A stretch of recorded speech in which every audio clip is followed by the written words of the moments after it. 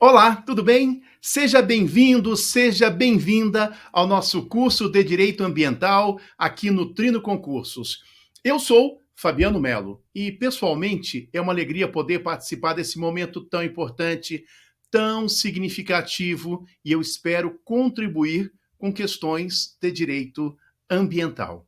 Eu estou nas redes sociais. Caso você tenha alguma dúvida, algum questionamento, precise de uma complementação, não hesite, só escrever.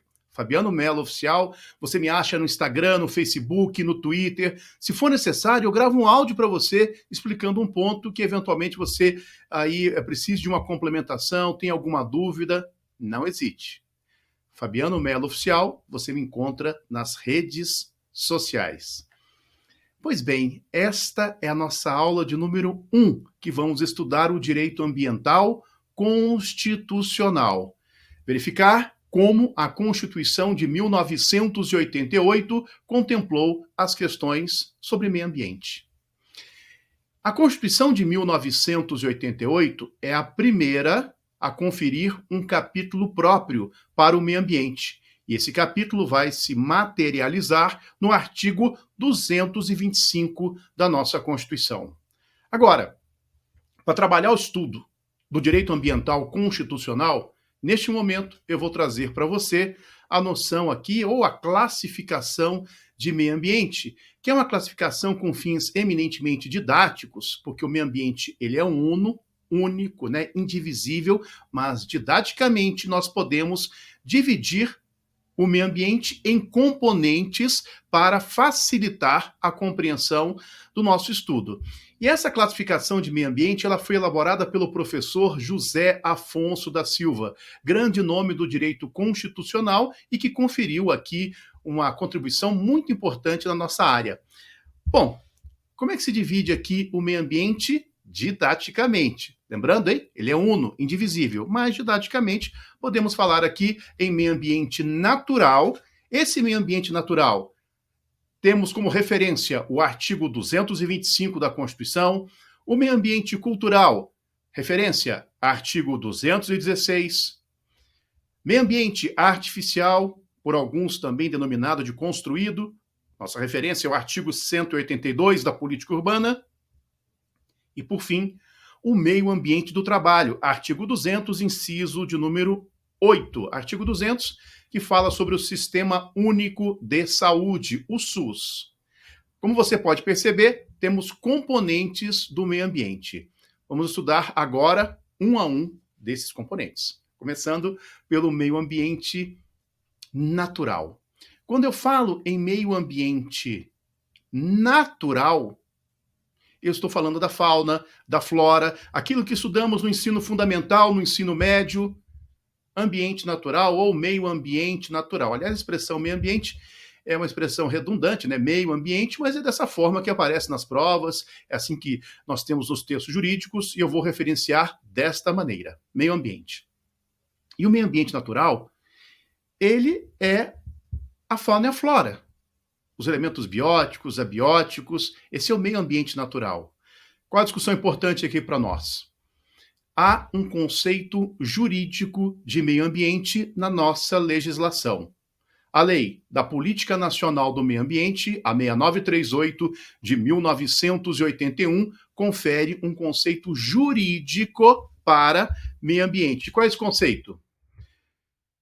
Essa lei, vamos estudá-la depois no momento oportuno, 6938 de 1981, é a lei que instituiu a Política Nacional do Meio Ambiente. No seu artigo 3º, inciso de número 1, vai dizer que meio ambiente é o conjunto de condições, leis, influências e interações de ordem física, química e biológica que permite, abriga e rege a vida em todas as suas formas. Aqui nós temos os elementos bióticos e abióticos. Biótico, tudo aquilo que tem vida. Elementos bióticos, biótico. Fauna, flora. E os elementos abióticos. Quando eu falo aqui em elementos abióticos, não tem vida, mas influencia a qualidade de vida de cada um de nós. Falei aqui no conceito jurídico, no conceito legal de meio ambiente, conjunto de leis, condições, né, de ordem física, química e biológica que permite, abriga e rege a vida em todas as suas formas.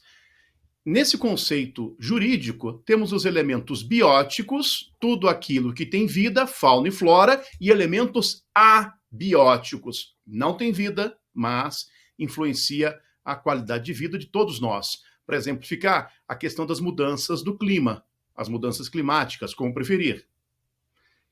Mudança climática é natural, mas o homem está potencializando essas mudanças climáticas.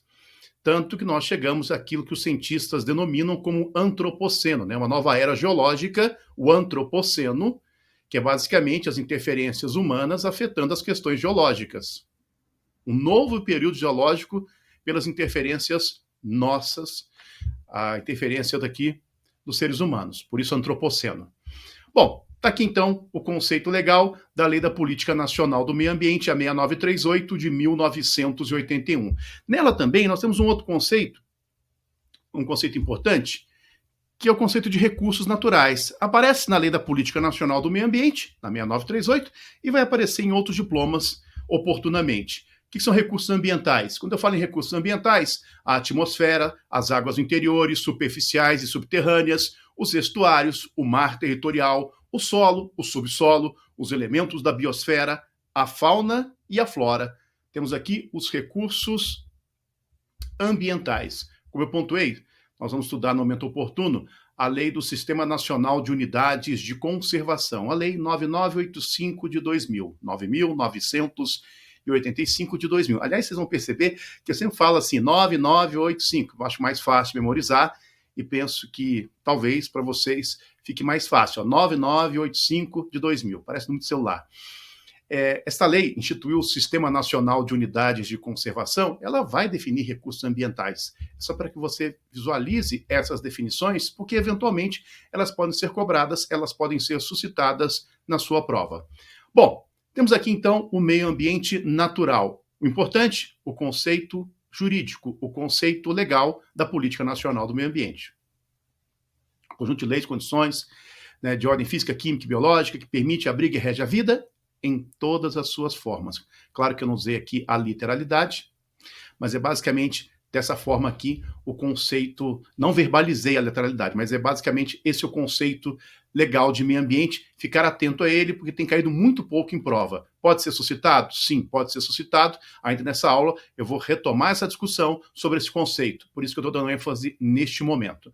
Vamos avançar? Vamos falar aqui agora do meio ambiente cultural. Quando eu falo do meio ambiente cultural, eu estou falando do patrimônio cultural brasileiro. Temos o artigo 215 e, em especial, o artigo 216. O meio ambiente cultural, nós estamos falando do patrimônio cultural brasileiro. E esse patrimônio ele é tanto material, físico, palpável, quanto imaterial. Isto é, incorpóreo. Atenção! Patrimônio cultural brasileiro, ele é corpóreo e incorpóreo, ou material e imaterial. Vamos usar aqui como a Constituição referencia. Patrimônio cultural material e imaterial. Esse patrimônio cultural material e imaterial fazem referência à identidade, memória e ação dos diferentes grupos formadores da sociedade brasileira. Por isso que é importante que você saiba o artigo 216 da nossa Constituição. Vamos a ele, olha, constitui patrimônio cultural brasileiro, vamos destacar aqui, olha, patrimônio cultural brasileiro, os bens de natureza material e imaterial, tomados individualmente em conjunto, por exemplo, eu posso tombar aqui um imóvel ou tombar um centro histórico, um conjunto de edificações, ó, individualmente ou em conjunto, portadores de referência, a identidade, a ação, a memória dos diferentes grupos formadores da sociedade brasileira, nos quais se incluem as formas de expressão, os modos de criar, fazer e viver, as criações científicas, artísticas e tecnológicas, as obras, objetos, documentos, edificações e demais espaços destinados às manifestações artístico-culturais, os conjuntos urbanos e sítios de valor histórico, paisagístico, artístico, arqueológico, paleontológico, ecológico e científico.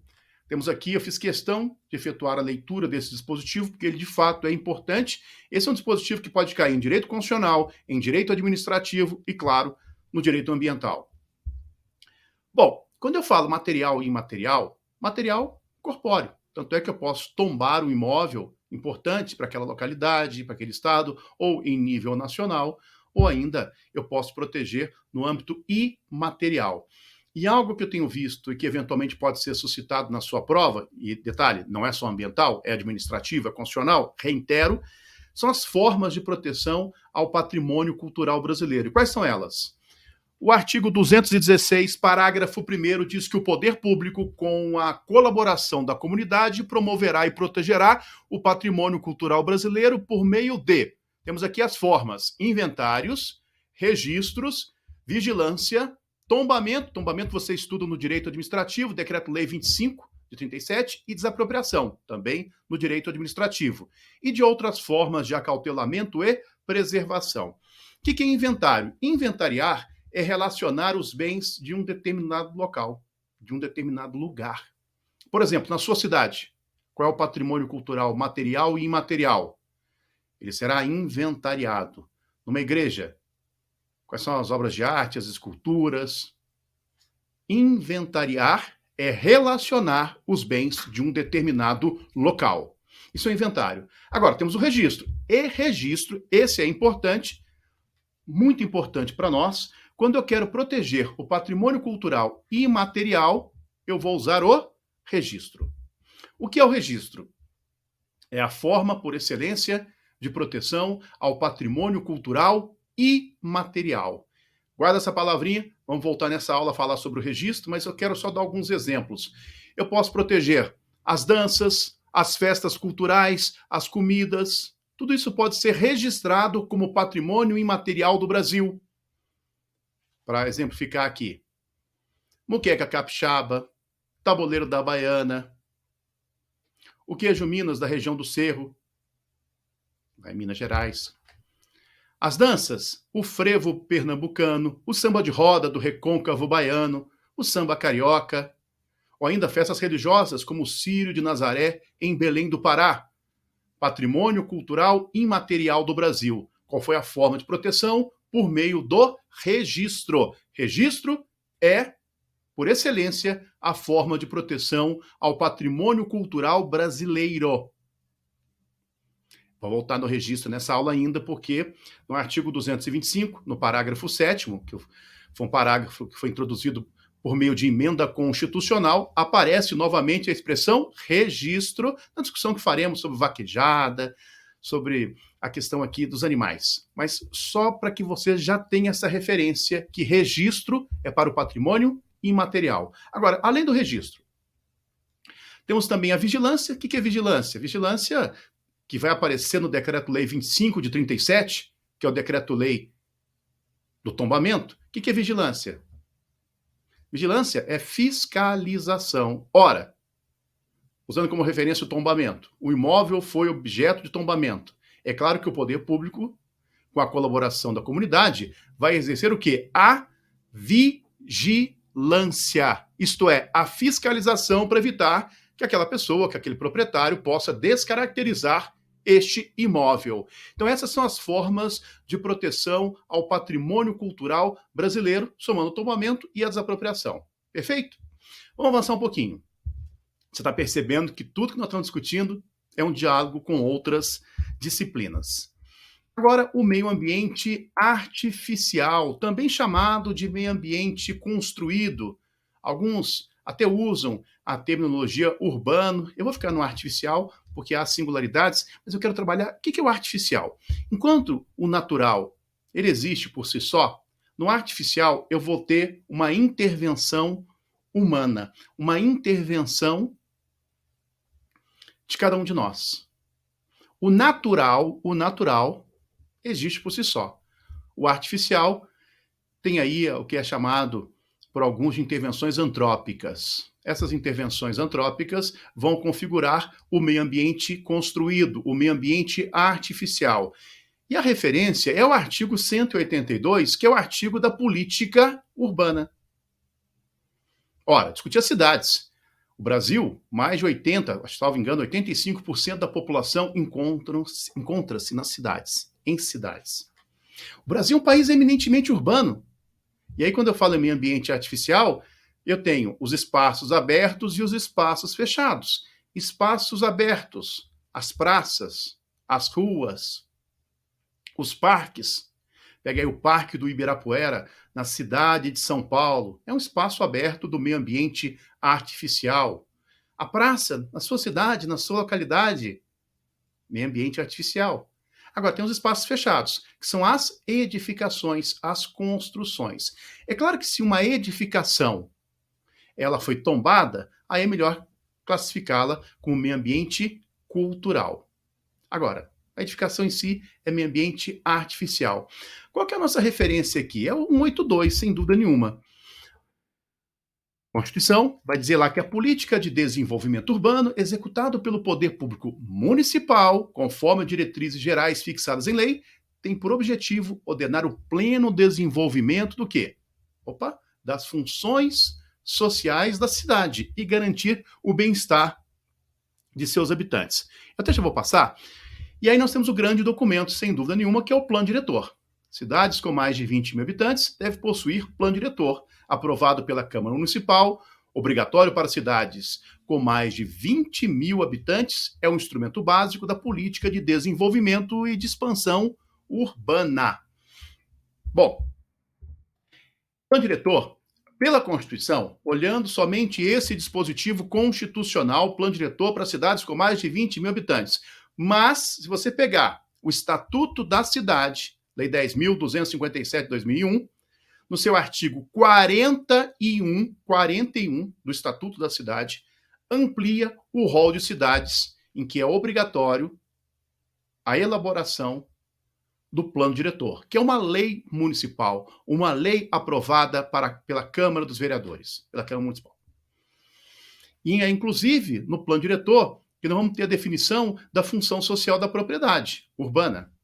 Olha o dispositivo constitucional. A propriedade urbana cumpre sua função social quando atende às exigências fundamentais de ordenação da cidade expressas no plano diretor. Portanto, o plano diretor tem um papel central, inclusive nas definições do meio ambiente, em todos os seus aspectos. Veja a centralidade. Aqui é um diálogo entre direito ambiental e direito urbanístico. Essas duas disciplinas estão dialogando aqui por meio desse documento, por meio desse instrumento, que é o plano diretor, lei municipal. Mas fica a minha dica, a nossa disciplina é direito ambiental, mas eu quero só fazer um apontamento. Lá no artigo 41 do Estatuto da Cidade, vai ampliar o rol de cidades que obrigatoriamente devem possuir plano diretor. E, por fim, para fechar essa classificação, o meio ambiente do trabalho. E o artigo 200, o artigo do SUS, do Sistema Único de Saúde. Você vai perguntar, Fabiano, o que o SUS tem a ver com o meio ambiente? Tudo. Uma das atribuições do SUS é colaborar na proteção do meio ambiente, nele incluído o do trabalho. O meio ambiente do trabalho, ele se preocupa com a saúde e a segurança do obreiro, do trabalhador.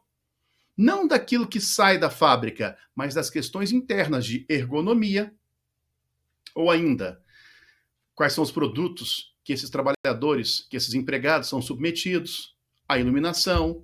Tudo isso é objeto do meio ambiente do trabalho. Inclusive, na disciplina de Direito do Trabalho, tem uma ramificação.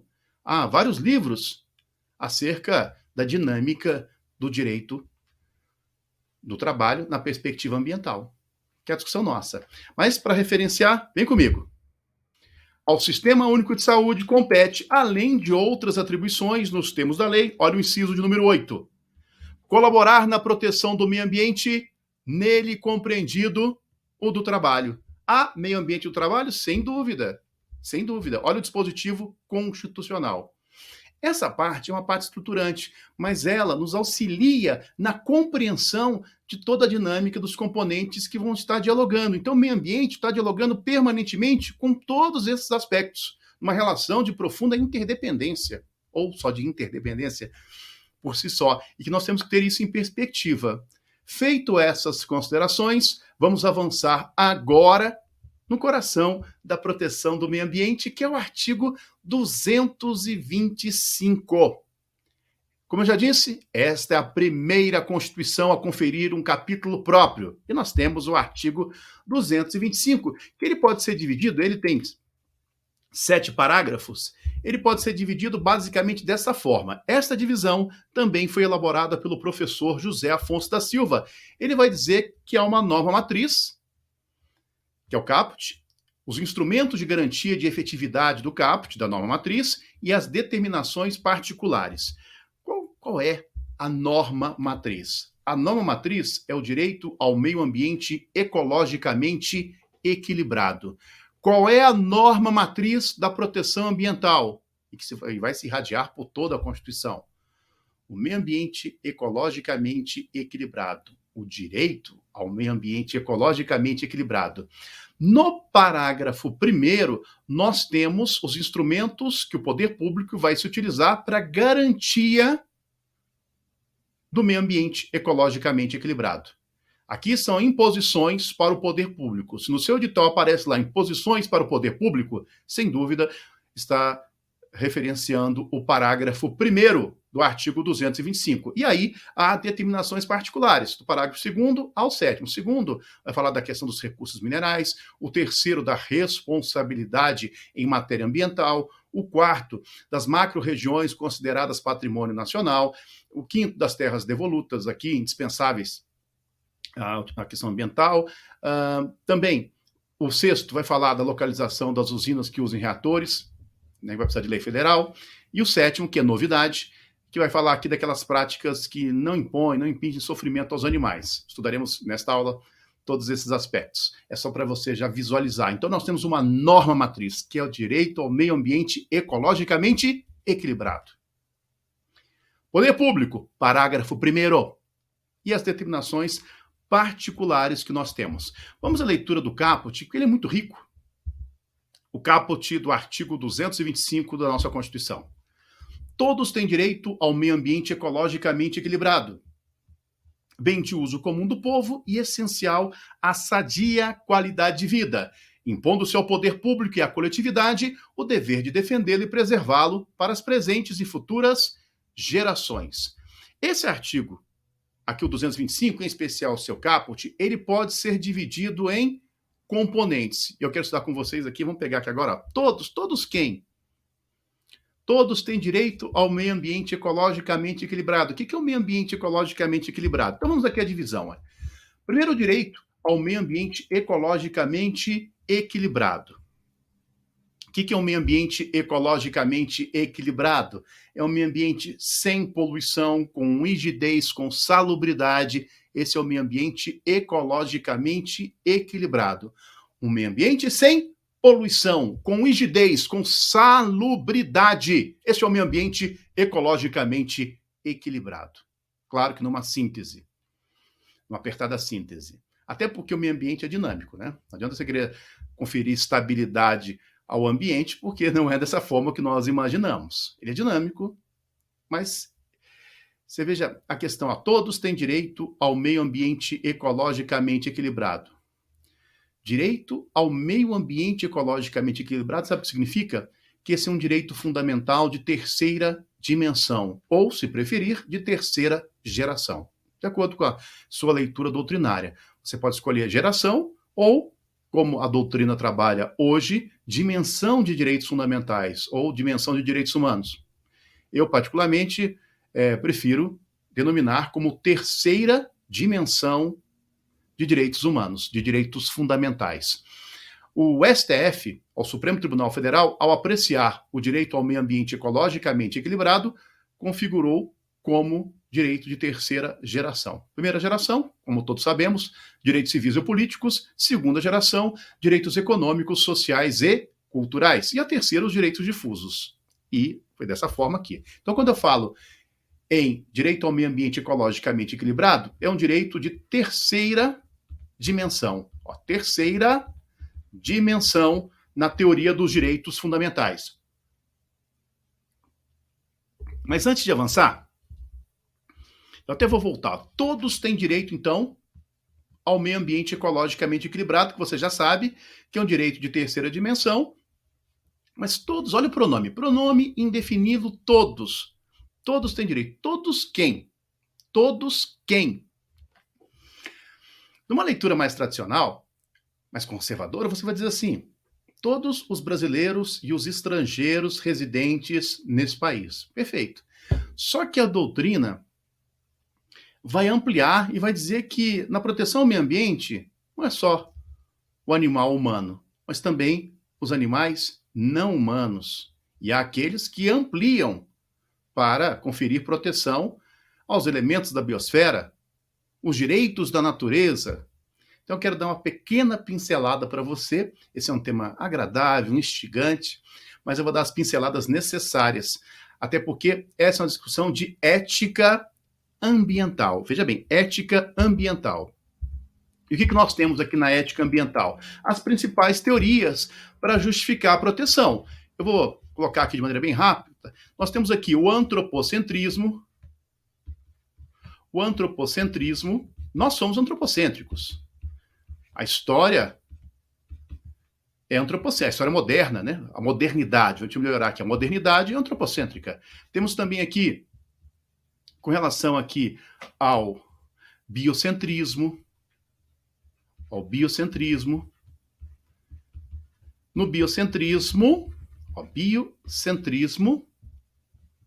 e temos até aqueles que vão falar em ecocentrismo. Basicamente, as duas grandes teorias de justificações éticas é o antropocentrismo e o biocentrismo. E o ecocentrismo. Já vamos dar exemplo. Bom, o antropocentrismo, que a modernidade é eminentemente antropocêntrica. Nesse modelo de antropocentrismo aqui, os gregos já falavam sobre o antropocentrismo lá, o homem é o centro do universo, o homem é a medida de todas as coisas, tudo em função do homem. É claro que o antropocentrismo tem variantes, tem gradações, tem perspectivas, mas, infelizmente, o antropocentrismo que nós utilizamos acabou sendo utilitarista e que não reconhece valor intrínseco aos outros seres vivos, por exemplo, no que se refere aqui ao antropocentrismo. Agora, temos o biocentrismo. O biocentrismo vai reconhecer valor intrínseco a outras formas de vida que não a humana. Enquanto no antropocentrismo utilitarista clássico não se reconhece valor intrínseco a outras formas de vida, aos animais, o que é reconhecer valor intrínseco? Valor por si só. Aquele valor independentemente do uso ou da necessidade do homem, para o homem. No biocentrismo, eu vou colocar no centro o homem e outras formas, os animais não humanos. E há aqueles que falam até do ecocentrismo, que vai proteger todos os elementos aqui da biosfera, como, por exemplo, os direitos da natureza. Cada uma desses grandes grupos aqui tem uma série de variações. Eu quero que você só entenda o elemento central em cada um deles para que a gente possa fazer a discussão jurídica.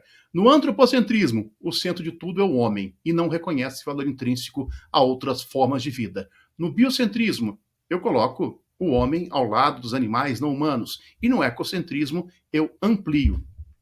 Tem até uma corrente muito famosa aí do ecocentrismo, que é a ecologia profunda. Até apareceu naquele filme Avatar. Mas tem também os direitos da natureza dos povos andinos, da Constituição do Equador, da Constituição da Bolívia, a Pachamama. Há várias possibilidades, cada uma com as suas singularidades. Bom, como é que isso vai aparecer para nós? Veja o que diz a nossa Constituição, no parágrafo 1º do artigo 225, no inciso de número 7. Para assegurar a efetividade desse direito, o direito ao meio ambiente ecologicamente equilibrado, cabe ao poder público proteger a fauna e a flora, vedadas na forma da lei, as práticas que coloquem em risco sua função ecológica, provoquem a extinção de espécies ou submetam os animais à crueldade. Olha aqui, submeter os animais à crueldade. Por evidente que a partir do momento que você está visualizando esse dispositivo, você sabe que eu vou entrar na discussão da proteção aos animais. E nós já temos manifestações do Supremo Tribunal Federal proibindo leis estaduais, declarando-as inconstitucionais, as leis estaduais que permitiam as rinhas, as brigas de galo. Tínhamos leis nos estados do Rio de Janeiro, do Rio Grande do Norte, que permitiam as brigas, as rinhas de galo. Não. São leis inconstitucionais. Da mesma forma, uma prática vedada pelo Supremo Tribunal Federal, pelo STF, é a farra do boi. Tinha em Santa Catarina também uma prática discrepante com esse dispositivo constitucional. Mas a grande polêmica, sem dúvida, é a questão da vaquejada, uma prática cultural muito comum no Nordeste brasileiro e que houve manifestação do STF com relação à vaquejada. E olha o que decidiu o STF. Na ação direta de inconstitucionalidade 4.983, 4983, olha o que decidiu. A obrigação do Estado garantir a todos o pleno exercício de direitos culturais, incentivando a valorização e a difusão das manifestações, não prescinde da observância do disposto no inciso 7 do artigo 225 da Carta Federal, o qual veda a prática que acabe por submeter os animais à crueldade. Discrepa da norma constitucional a denominada vaquejada. Segundo o STF, num julgado que é de agosto de 2016, a vaquejada é discrepante. Nós tínhamos uma lei do estado do Ceará, uma lei estadual que permitia a prática da vaquejada. O STF, ao apreciar esse diploma, declarou o inconstitucional. Foi até por maioria, acho que foi 6-5, o julgamento dessa ação direta de inconstitucionalidade. Mas, em que pese a declaração de inconstitucionalidade da lei do estado do Ceará, o Congresso Nacional resolveu reagir a este diploma, ou melhor, a esta decisão do Supremo Tribunal. E ao reagir, o STF, o Congresso Nacional, num primeiro momento, editou o seguinte diploma, a Lei 13.364 de 2016. A decisão do STF é de agosto de 2016. A primeira reação do Congresso Nacional foi aprovar esta lei. A 13.364, olha o que ela diz. Esta lei reconhece o rodeio, a vaquejada e o laço, bem como as respectivas expressões artísticas e esportivas, como manifestações culturais nacionais. Eleva essas atividades à condição de bens de natureza imaterial integrantes do patrimônio cultural brasileiro. E dispõe sobre as modalidades esportivas equestres tradicionais e sobre a proteção ao bem-estar animal. Veja, olha, rodeio e a vaquejada. Até vou ler o outro dispositivo, olha, o rodeio, a vaquejada e o laço, bem como as respectivas expressões artísticas e esportivas, são reconhecidos como manifestações culturais nacionais e elevadas à condição de bens de natureza imaterial, integrantes do patrimônio cultural brasileiro, enquanto atividades intrinsecamente ligadas à vida, à identidade, à ação e à memória de grupos formadores da sociedade brasileira. Como você pode observar, vem o STF, por maioria, em agosto de 2016, e declara inconstitucional a lei do estado do Ceará, dizendo que a vaquejada é discrepante. Em seguida, o Congresso reage. O Congresso reage dizendo que não, rodeio, vaquejado, laço, é patrimônio cultural imaterial. E se é patrimônio cultural imaterial, se for registrado, acabou. Terminou a reação do Congresso? Não. Olha o que foi feito em seguida. A Emenda Constitucional 96, em 2017. Para fins do disposto na parte final do inciso 7 do parágrafo 1º desse artigo, isto é, a crueldade contra os animais, não se consideram cruéis as práticas desportivas que utilizem animais, desde que sejam manifestações culturais, olha a lei anterior aqui, conforme o parágrafo 1º do artigo 215 desta Constituição Federal, registradas, lembra que eu falei que eu ia voltar aqui, nesse bloco? Registradas como bem de natureza imaterial, integrante do patrimônio cultural brasileiro, devendo ser regulamentadas por lei específica, que nós já temos aqui essa discussão, o início dela, que assegure o bem-estar dos animais envolvidos. Olha o registro que nós abordamos no início desse bloco. Se registrou essa prática como patrimônio cultural imaterial do Brasil, é uma prática que não é considerada cruel, segundo essa interpretação.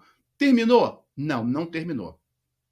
Tanto que esse diploma de 2016 e esta emenda constitucional estão novamente em discussão junto ao Supremo Tribunal Federal sobre a constitucionalidade desses dispositivos. Então, na sua prova, o que você tem que ficar atenta?